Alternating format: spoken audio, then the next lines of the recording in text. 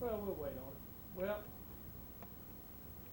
I mean, it's probably between, so you'll be out of here before 5. Hopefully. And I need y'all's input as much as I can get. And, well, somebody erased my little drawing up there on the board, because I wanted to bring out one thing that might help you if you think about it or can do it. But we'll just go ahead and get started. If he shows up, he can jump in. My name is Bud Malcom. I'm with Weavexx. We've are getting more and more orders on the press section on number 19. We've installed several seam felts over there, along with the endless felt for the shoe press. And one of the things that we've done with the shoe press is we've taken that endless felt and made an accordion fold out of it. And I just wanted to get you guys, have y'all put on a shoe press felt, a bottom endless felt with that accordion fold? I'm the only one here that's put it on the tablet where you can fold. Okay. We went there, what, 6 years ago, 5 years ago? Yeah, probably so. Y'all still like that? And, Yeah, it's better than the other one. we are thinking a possibility of putting a continuous handle around the back to help you pull that felt on. That's still in the works. We've done one that way, I think, but that was prior to the accordion fold. Well, some people have made a suggestion, that way you can grab it better when you get it downstairs. The only thing you gotta remember is getting it off whenever you get it all on the machine and everything. And sometimes that can be a hassle with an endless felt, because once you start pulling the strings and everything, if they break upstairs, then you got to go upstairs and dig them out a little bit, because the sewing job is not always perfect. So, but I mean, that's still a toss-up. But we primarily here today to talk about seam felt installation. And all of you guys, you know, y'all in a situation where you're on 12-hour shifts. With the shift's rotation, you may not see a seam felt installation for 6 months or so. And then, again, you may catch 2 or 3 in a row. So it's just the way the toss-up is on your outages and everything. But we thought we would try to do a review of seam felt installation so that it might help the job go a little bit easier for you up there on the machine. So that's what this is all about. And naturally, we throw in a little information about the way these felts are manufactured and made. I'm not going to dwell on that. That's the technical dry stuff that you guys are not interested in. All you want to do is have a felt that's going to perform, go on the machine well, perform well, and then at the end of its life, you cut it off and you put another one on. And that's the story of being a paper maker. So I'm not going to dwell on this too much. I just wanted to give you an idea of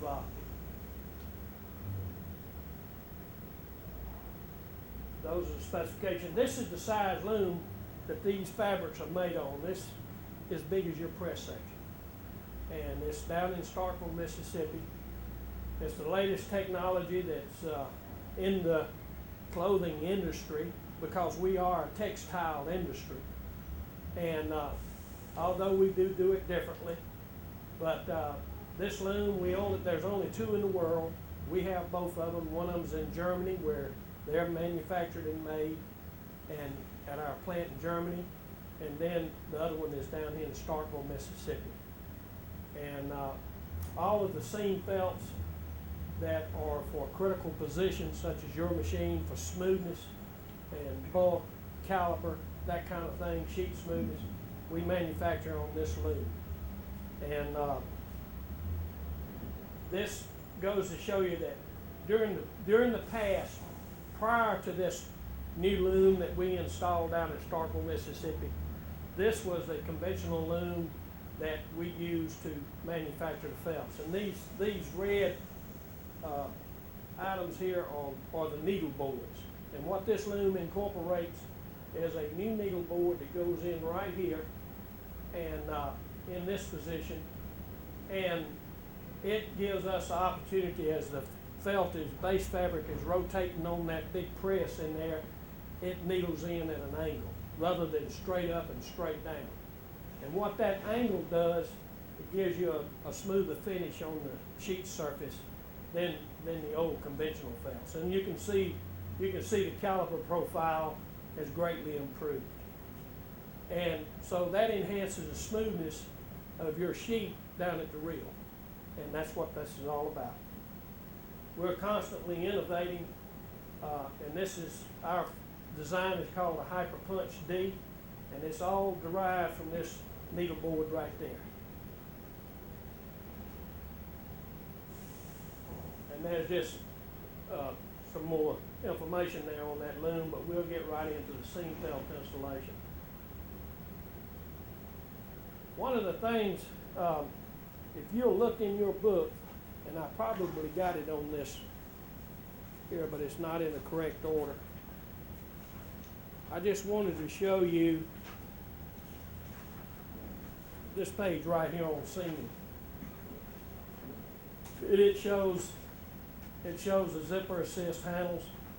It shows our seaming kit.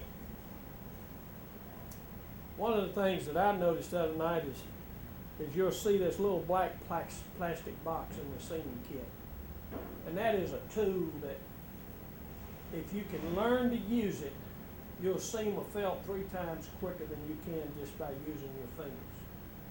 And because of the fact that this little tool, even though it's just a plastic block, it's set up to go into what we call the tent. And that's when we get the seam felt joined with the zipper assist and we form this tent. If we slide that seaming block in this tent, and I got them boys the other night just go from the front all the way to the back with that block before we even started seaming. And to take it out, you don't have to take it out, you can run it back across to the front if you want to. But what that does all the way across that tent is that ensures that tent, those loops in that base fabric, the loop is part of the base fabric. And those loops have a memory. And the way that felt is manufactured, that loop is just whipped back through the felt, goes all the way around the felt loop to the other end and is looped back, and that's the way it's manufactured. So these yarns, they have this memory in that if you can just take that block and run across there, those knuckles, those loops are wont to marry as that tent is formed. And it does help you out because they'll try to seek where they were when we had them at the plant on a couple of pages over this perch. And what that perch is, that's the final inspection point at the plant. And so they're actually seaming the felt there at the plant. And then they pull the pintle wire back out. They want to make sure that it's seamed. And of course, they're in an environment at the plant that they don't, it's not hot, it's air conditioned, but they're in a perfect environment with the weight and everything hanging down on the felt like it ought to be, you know, to do a good seaming job. But they run that pintle through there to make sure that there's nothing that's manufactured in the loops that's going to obstruct this metal pintle wire going through on this first pass. So every felt that goes out of that plant down there has been seamed. And so even though it's a dry run, and you can see the guy here, here's just a picture of the guy, he's inspecting the felt and making sure everything's okay with the felt before it's rolled up on the tube and put in the tube for shipment. So we try to do as much homework as possible before letting this felt out into the mill. The other thing with this seaming package is, and I want to place a big emphasis on the seaming package because the other night we got ready to seam felt. I went down there and the package was laying there, but all the goodies had were gone. They just walked away. And it makes it tough on you for that to happen, because a lot of times service guys like myself, we carry extra stuff, but we don't always have everything. So I had to go and look up the needles to sew the edges in the yarn.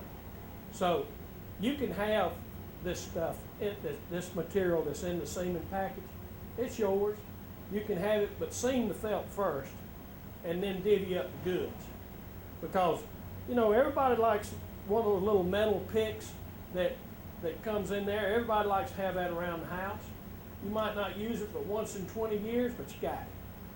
So, and everybody likes the pliers, everybody likes the scissors to nibble on, but, you know, if you'll just remember to get that felt on, then all that stuff's yours. And it just makes it go easier for you. And so we're going to get right into this seaming, unless y'all got any questions.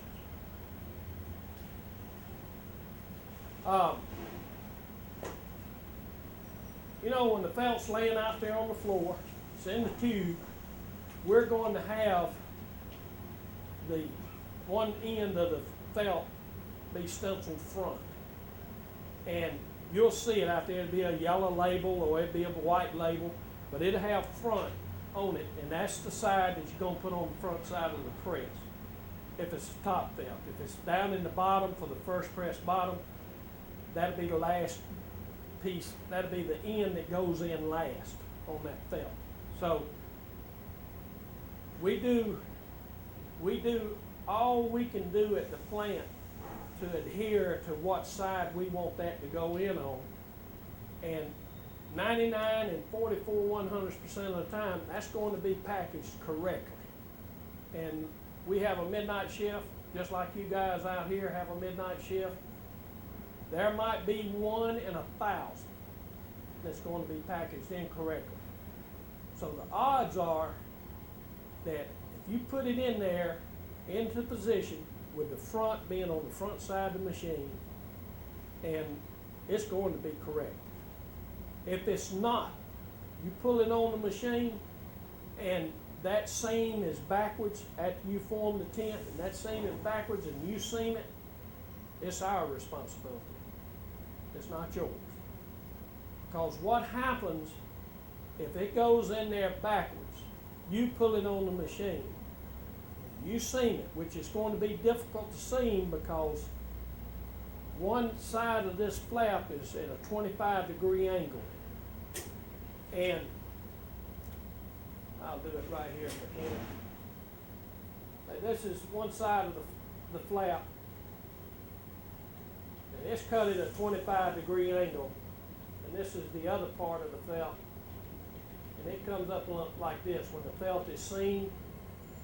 You got your loops here. If it goes on backwards, this flap, as it goes across the Yule box, it's going to want to roll back because it's going across there backwards. And when it rolls back, it's going to leave these opens. This loop, this seam area is going to leave it open. And after about 3 days, it's going to mark the sheet. And you'll see that mark in the sheet. And it'll be an area here, just according to how it rolls back going across those Yule boxes. So just rest assured when you put that felt in there, you put the front end towards the front side of the machine, or the operating side of the machine, you're going to be okay. One of the things before ever putting this felt on that we talked about the other day in one of the classes, if you know that maintenance is not going to need to change out any rolls in the press, you're just going to go up there and they're not going to be doing any big work up in the press, especially on the top felt and also on the bottom felt. If you're just going to cut that felt off the machine and you spiral off both of the felts, if you don't, on both top and bottom, do you spiral off? And what I mean by taking a tail and cutting it and then going across. Just the top one. Just the top one? Okay. Well, on the top one, as you spiral that off, if you'll leave about that much felt on the back, staying up in the press, and you leave about that much felt all the way around. Then when you come getting ready to install the new felt, all you got to do is tie the rope on, cut that felt and tie the rope on, and just pull that piece off, and it'll rope it for you.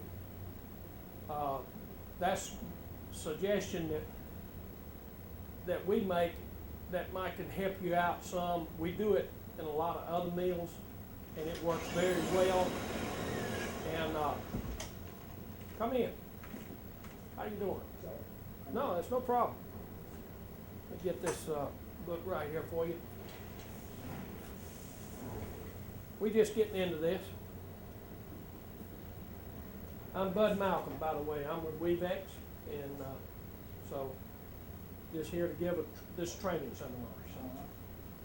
So, if you got the opportunity to do that, that'll save you some time. It'll also save you from making any errors in roping the felt up, the new felt prior to the installation.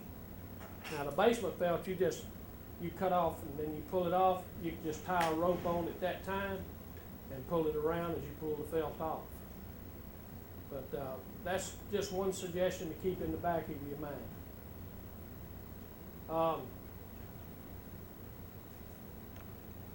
Position of the felt, as I said, is very important.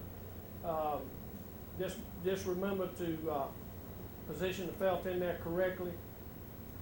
Your top felt, you just set it up on the screw jacks for the stretch. The bottom felt you just leave on the dolly and pull right off the tube. You don't have a stand or anything. We set it up on top of a little metal thing. It's covered. It's a little stretch roll. Okay, all right, very good. And the main thing is you want the felt centered as close as you can get on that stretch roll as far as front and back, so you'll have the same distance front and back. And we do that pretty good. I didn't see any problems with that the other night. Some people, they don't stop to look at how it's centered to the stretch roll. They just go ahead and pull it on the machine. And the tube, this mark would run direction arrows, if you get it upstairs and you look at the front side, you'll see that there's run direction arrows there. That can get a little confusing, but there's one other little tip that's not here, is that when you pull that felt off the tube and you first go with that, what we call the kite, or some people refers to it as a kite. It's the piece that is attached to the rope before you get to the felt. You see it comes off, or the leader. Some people refer to it as a leader. As the felt is going off of the tube around the press, the side that's going to be touching the rolls, the suction rolls, the side that's touching that is going to be rougher than the side the sheet looks at. So, like on the first top, as you pull it off, and you got reverse wound, and you're going across the Yule boxes, that piece that sees the Yule boxes is going to be smoother than the inside surface. It's going to be a little rougher. That's just a tip that we service guys all know about. You guys don't really pay much attention to that, but you'll notice that we check that as it goes off, so that if that thing is packaged wrong, because we gonna make sure that we got it in there right, but if it's packaged wrong, that's the way you can tell. And we'll stop it then and take it and turn it around. That's all you got to do is turn it around, and then we'll get it set to go back on the machine. But we're always going to try to be here. This class is really to try to get you a little comfortable with putting on the seam felts without us being here, in that we may be off somewhere else and you have an emergency down, you've had knocked a big hole in the felt with a wad, and we want you to be able to feel comfortable about getting started, because we're going to be on our way. And this course is not to say that we're not going to be here. We as the service guys, we're going to be in the vicinity. So if you feel like, time we sometimes we're not more than 2 hours from here. So one of us will get here, either myself or Dale Cosper or Wayne Steele, or even for that matter, our sales guy, Ray Carpenter, who's been in on a lot of these installations. So somebody's going to get here in time to be available to you, but if you want to go ahead and get started, this is what this is all about.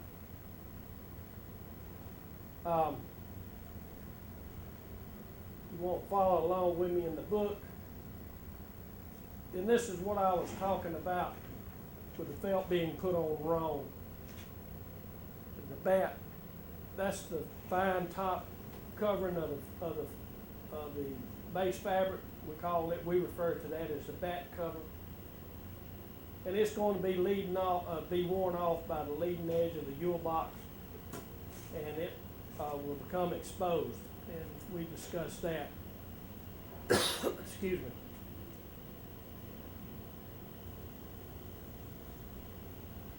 Now this is something that really doesn't apply to you guys. We generally do this when a felt is probably over 100 feet long. And we have some out there on different machines throughout the South here that are well 125 to 150 foot long. And we have some that approach 200 feet long that's on these small cylinder machines like down here at Sunoco at Hartsville, South Carolina. And what we do then is we just try to position this guide roll in a center position and just tie off the guide palm and hold it there, because as the felt, that long felt tracks through the machine, it moves that guide palm, and then the guide roll changes, and then time you get back there to the area that you're going to seam in, you may be off 6 to 8 inches, and you have to pull that felt over so bad. But with your fabrics being about 69 foot long, it doesn't really come into play. But if you want to do that, that's fine. Just remember, when you get through, you got to go back and take your little rope off of the guide palm. So you feed it through with the dryer felt rope, and that's sufficient to pull these felts on. You guys use a house crane. Some people have a little pulley like number 20 over there. They got that little tugger motor that they use. But you know, it's fine to use your house crane. There's no problem with that.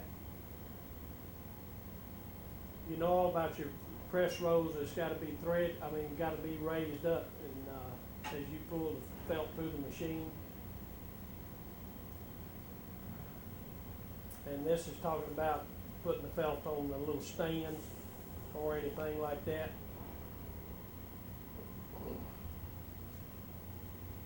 The biggest thing that you want to do up on that first top is the other night, and you're always going to run into it by pulling from the top and then it dropping down to the operating floor and coming back up, is all your slack is going to want to run off of this tube that it's wound up on.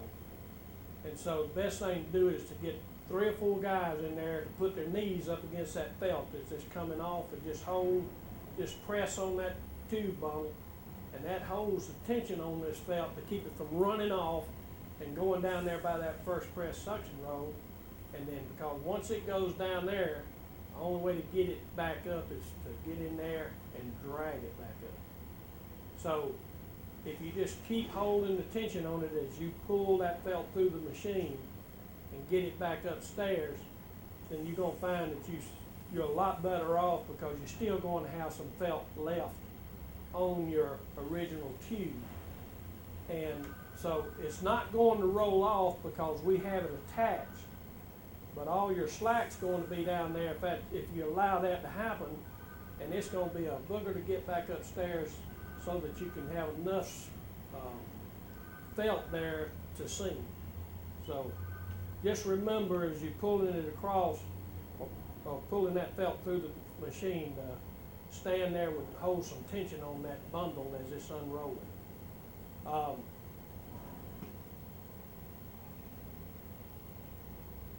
You want to keep it as straight as possible on the machine. And what I mean by that is, as it's going off, if you see it walking, on your steel pole, try to pull it over and keep it, if you started off with about 3 or 4 inches of roll shell showing on that stretch roll on the front, try to hold it there. Because sometimes it'll tend to want to walk on that steel pole because it's got a little sag in it. Once the felt's threaded all the way around, the leader cloth can be removed and the zipper can be joined. And the one thing that we find that helps you is when you get that edge back to the edge that's still on the tube, when you cut that loose on the tube and bring it up there to join, this going to be off 3 to 4 inches, one edge with the other edge on the front. And you want to get those as close as possible before you run that zipper assist, because if you don't, then you're going to wind up with starting out and you'll be as much as this far off before your loops join. You just have that rabbit ear sticking out there. And so you can't have that because of the guide palm. And it's going to be hitting that guide palm and whacking that guide palm. So what we try to do is get both edges uniform when they're joined, and you don't wind up with one edge coming down here and the other one right here and the loops across this felt like this. Because what you're going to have to do is you're going to have to unzip it and get these 2 edges as close as you possibly can before you start running that pedal wire through there. And while you're doing this, if that felt, when you come back over the top guide roll, coming back towards your stretch roll, if you get it together there and it's got a lot of folds and humps in it, you want to go to the back side and have someone pull that slack out. And so it'll lay flat and smooth across that stretch roll shell where you're going to do your seaming. And it's just like in a dryer felt. You don't want these lumps like that because you're not going to seam it if you do. So you want to make sure that it's level and flat just like you do with a dryer felt.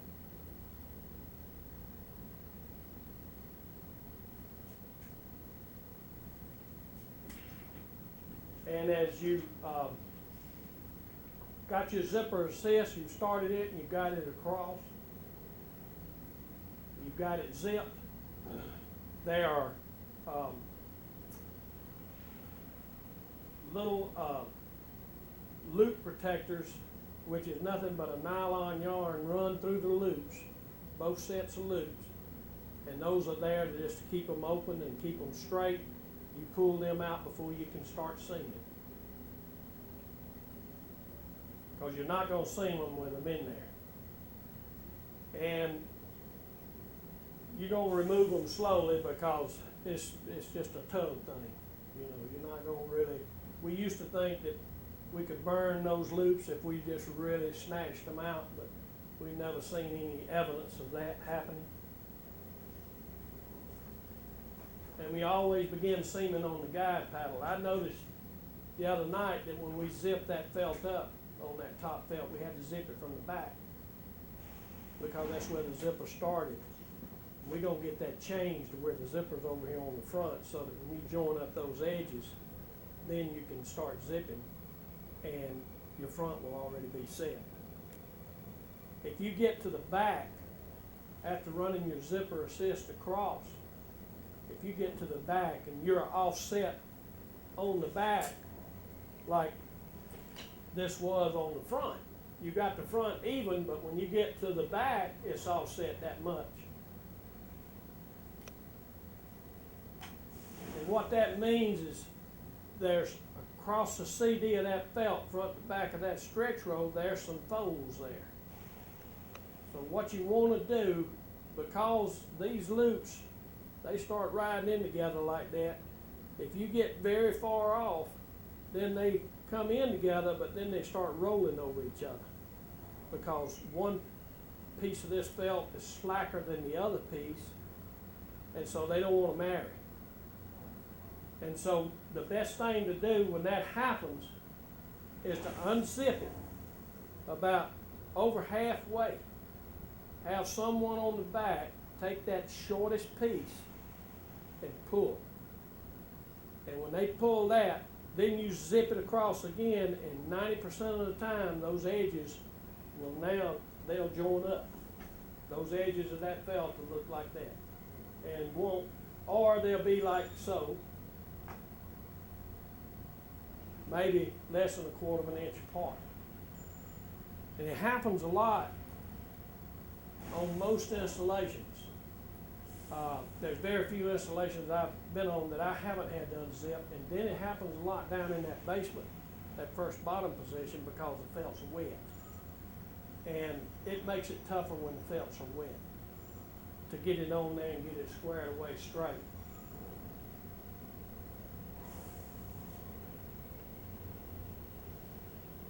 And so I put in there, if they're more than 1/4 of an inch apart, then realign the zipper and start over again.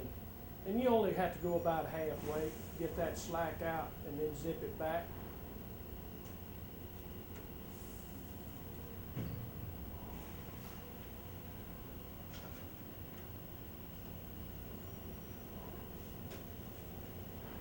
We no longer furnish a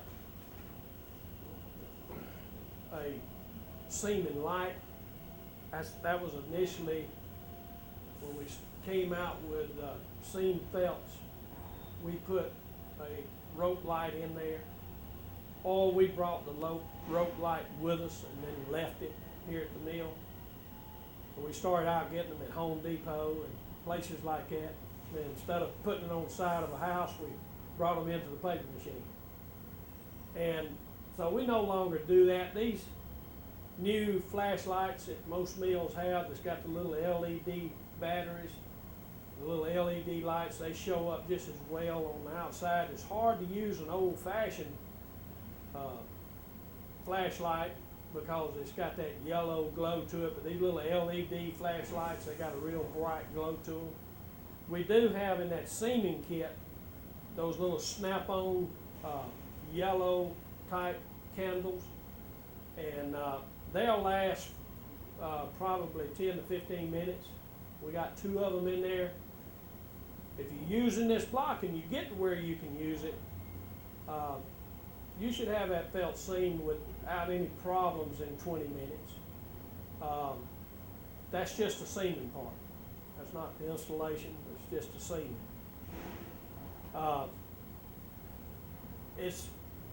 People sometimes feel it difficult using that block. But like I said, if you take that block and you just, once you got your tent formed, and you just run it across that tent and run it back across, they generally just fall right into place. And there's not to say that where people have handled the felt trying to get it together and everything, that there's not going to be some crunch places in those loops. And you're going to have to work around that, and that's where that little pick comes in handy.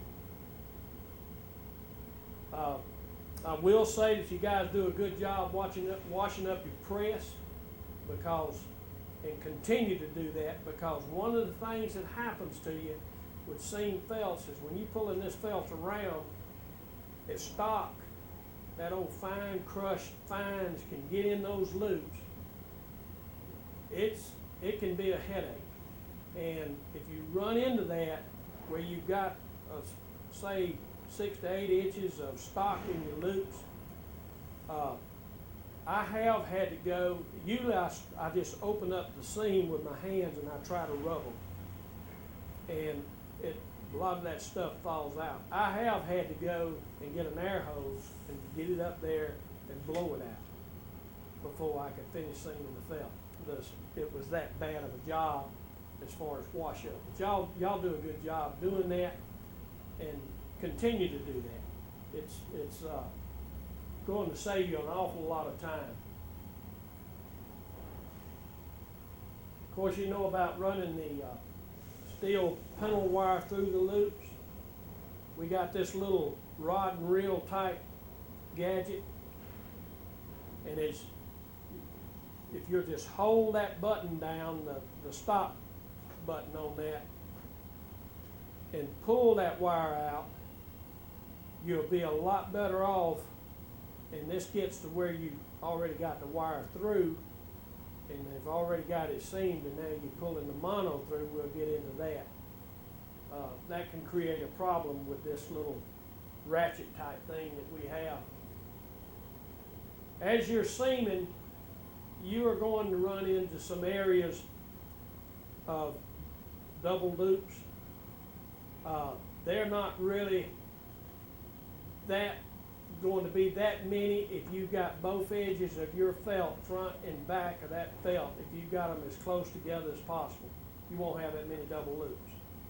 If you're 2 inches off on the back and you try to seam, you're going to have a bunch of double loops. And it makes, because they're not wanting to marry, they're just rolling into position. Those loops are just rolling over into position. And it's going to make seaming harder. So if you get it started out as perfect as you possibly can, seaming won't take you it just won't take you any time at all to seam the felt. But if you don't lay it out good, it's going to show up in time lost seaming.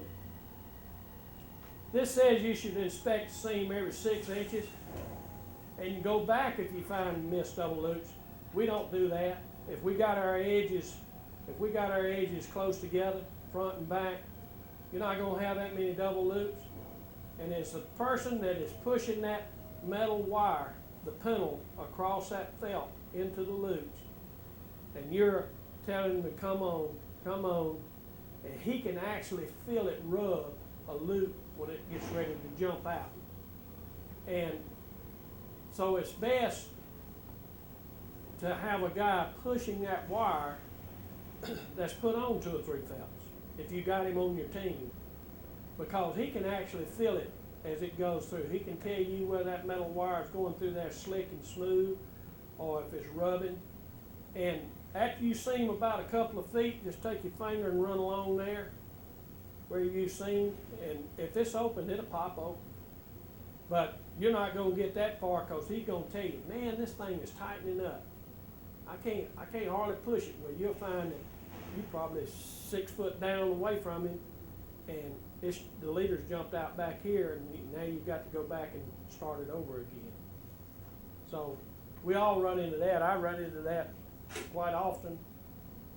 So it's just a matter of if you can stay 2 to 3 inches ahead of him while he's pushing that metal wire, it goes real smooth.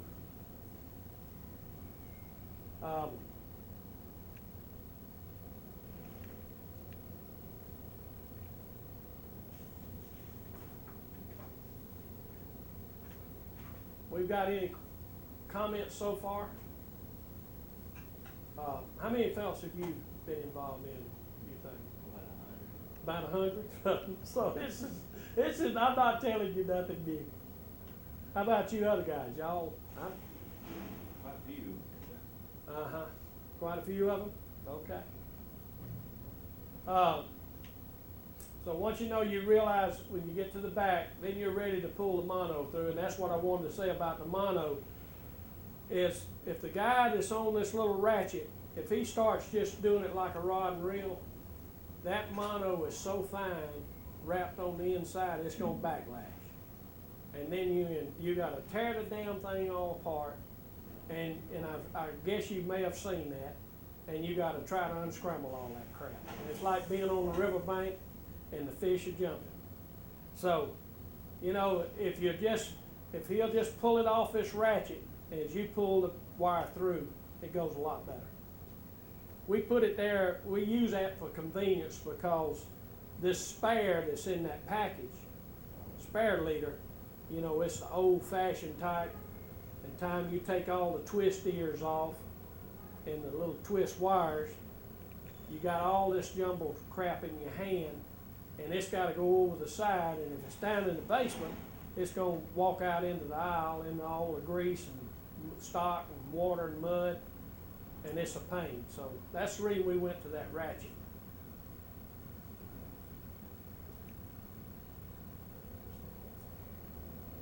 And we leave some hanging out both sides of the mono once we get it through. A lot of people get confused about taking the leader off of the felt initially, and because they're afraid that they're gonna pull the wrong thread first. We have those threads numbered, 1, 2, 3, 4, 5. That's the steps that you use when you're putting this felt on. I have been seaming the felt and had a guy pulling the seam assist as I'm seaming the felt. He's just up there and he wasn't thinking, and it's collapsing on me as I'm trying to seam, and it gets tough.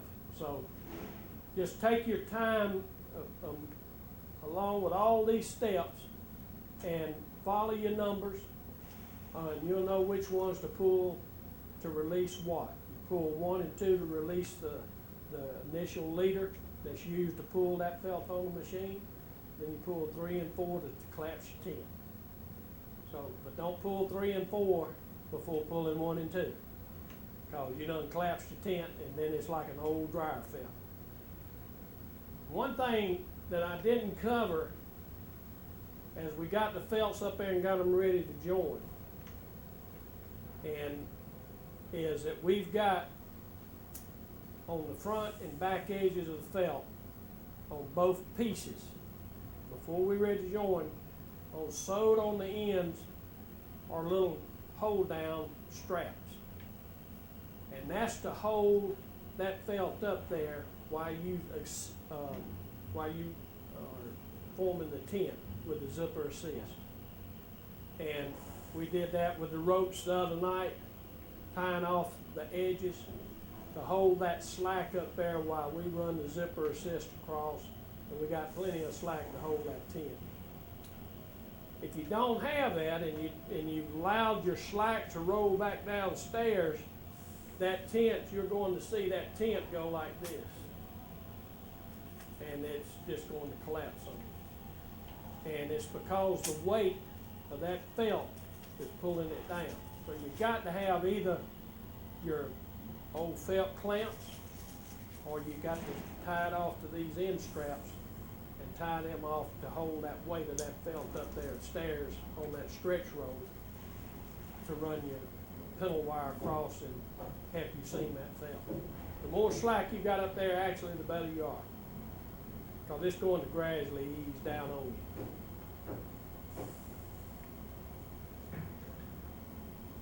Once we get the felt together, get the pintle wire through the mono, we tie up a double knot on each end with the mono, and we leave it out about a ½ an inch or so. And there are some people that will tie the knot and have 2 inches, and they will take that when they're sewing the edges. They will take that and roll it back underneath the felt, and they'll sew that back in to the felt, and it sort of hides it. I don't have a particular preference. I leave them out, because once the felt wets up and those yarns are set, they're not going to go anywhere. I haven't seen a guide palm wear off the little knots on the machine, so I don't have a preference. If you want to leave those ends hanging out and roll them back under when you're sewing the edges, well and good. So it's whatever your preference is on that.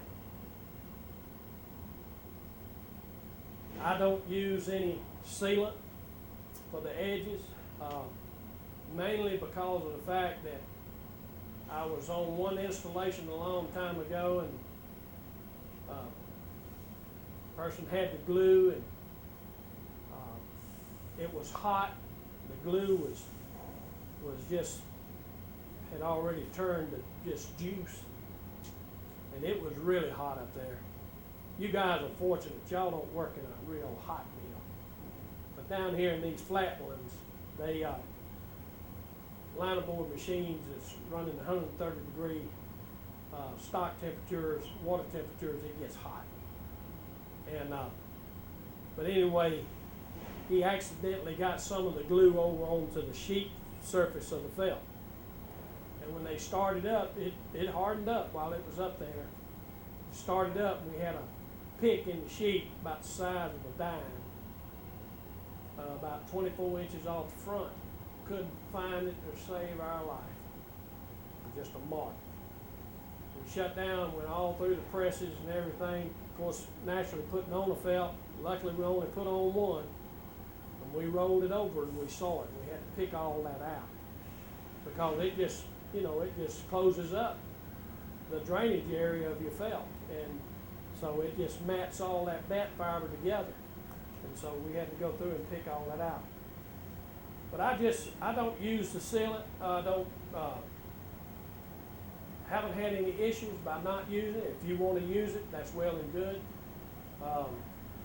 But I don't put it on there. We furnish it.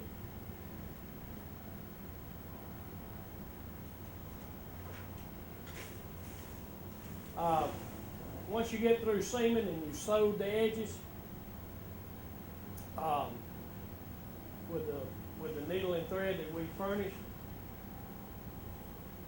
you want to just snug the felt up on the machine to where it's just got slight bagginess to it. It's not really ready to run, but it's ready to roll over or crawl over, so that you can get it centered on the machine.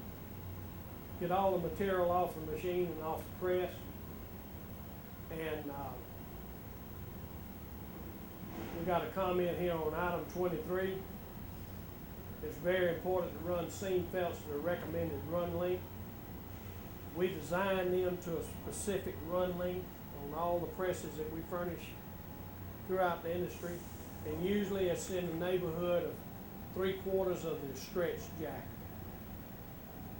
Sometimes we work our way gradually out, and we'll have to call manufacturer and tell them to make an adjustment. So all the felts that come in here are not repetitively 69.3 feet.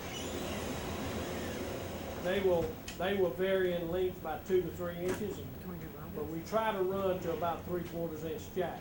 Your first top up there needs an adjustment right now. It's running out a little bit past 3/4 of the jack length. So we'll make that adjustment, and in our manufacturing area, and you'll see in the next 2 or 3 rotations this stretch roll come back to about 3/4 jack.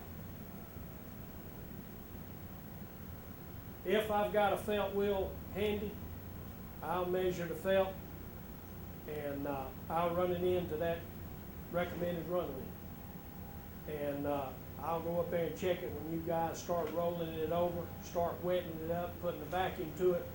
They are going to stretch out, and according to the design press felt that you're running for that position influences how much it stretches out.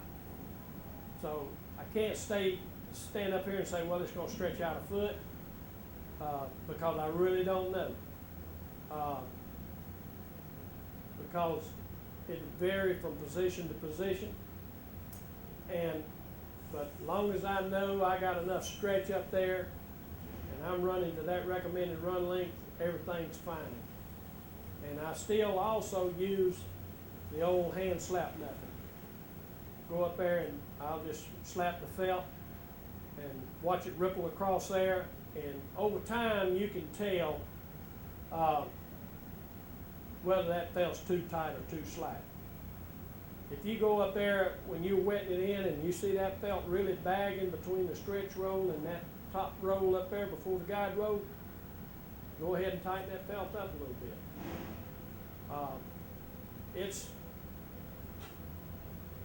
It's a weird thing about press felts, because they're nothing more than just a belt that you wear around your waist or anything else on an automobile.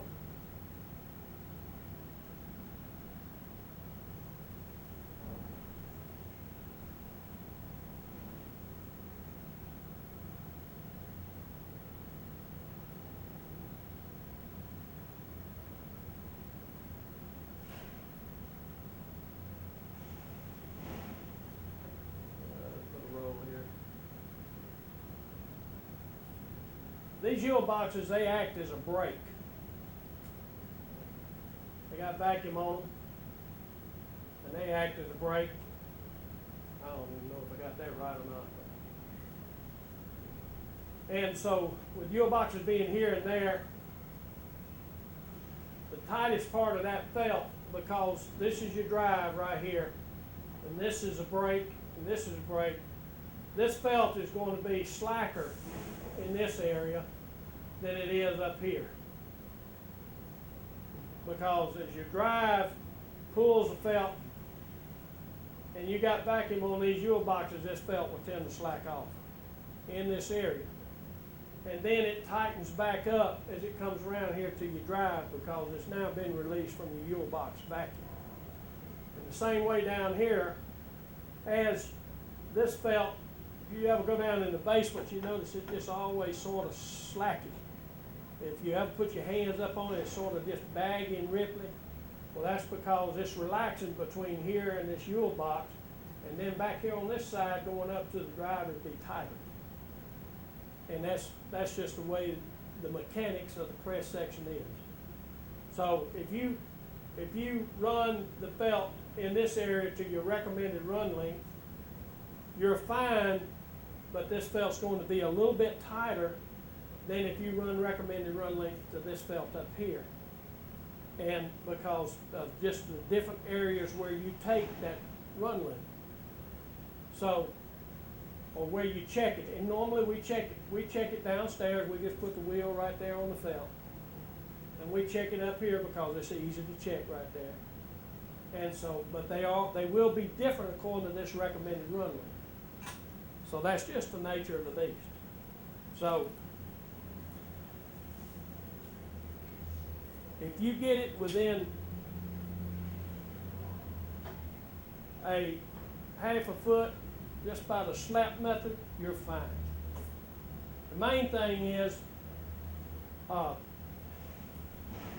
say that you'd really want to be tighter than you want to be slacker, because you don't want to take the risk of the felt actually chewing in the nip of the press.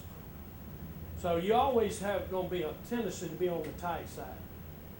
But you don't want to be in a position that you go so tight that you can actually see the felt just vibrating. Because when that happens, you're deflecting all of your felt rolls that's in that machine. They are bowing because they're going to bow from the center, because just actually the felt is so tight. And now your trade line's going to be distorted. So you just get them to the point where you think they're snug. 99% of the time, a guy following along behind you, he's not even going to make an adjustment. And it comes down to just common sense.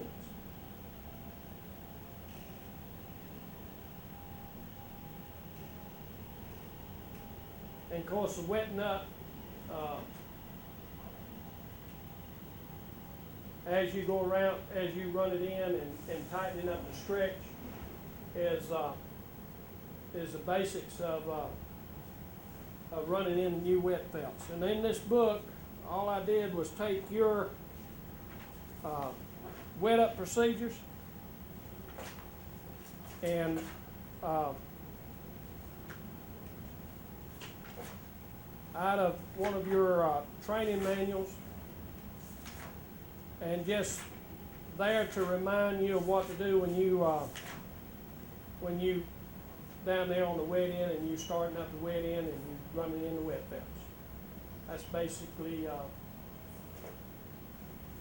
that's the way that you guys have been trained. So, and I read it over. It does very well, and it's a good layout. And I'm sure each shift has its own way of doing it. I've enclosed this, so I saw one of you using that diagram the other night. So each one of you has got that, and you won't miss, if you're using a rope to thread up the felt, a new felt on installation, that's a good thing to have. You're not gonna make any mistakes with that. It follows, it's back up after these, it's right before the startup of the initial seam installation.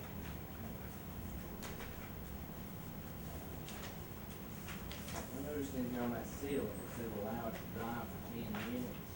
On the sealant, yeah, Alright, well, we undo them ropes and stuff, you need to leave them ropes tied on to have that slack pull in that spot for 10 minutes. Cause we've been back to just go ahead and start taking it apart, you know, and it pulls tight. that's, put in there to, so that, I've seen as soon as we get that ceiling on, get everything done, cut the ropes and start tightening up. and right that's off fine, back. that's fine. That's there just to ensure that they, the way that was written up, they wanted to make sure that you wasn't gonna start rolling the felt over and begin to string this edge sealant all around the loop, and you're not gonna do that. Usually when we see them's on, like I said, on the stretch roll, that ceiling ain't gonna stick to that roll. No. If it does, it's so minute, it ain't gonna hurt anything. And I tell you, I just don't use it. I mean, I've never found the need to. I probably put on, I don't know how many, maybe 2,500 to 3,000 of these seam felts, and over my years, ever since we've been putting them on since probably '87, I've never found the need to use it. After the incident that we had, I just didn't want to take the risk. And so let's take about a 10-minute break, and then we're going to touch a little bit on felt guiding, and that's something that I know you're all aware of, and I want to touch a little bit on what the effect the stretch roll has with guiding. And so we'll take about a 10-minute break, and we'll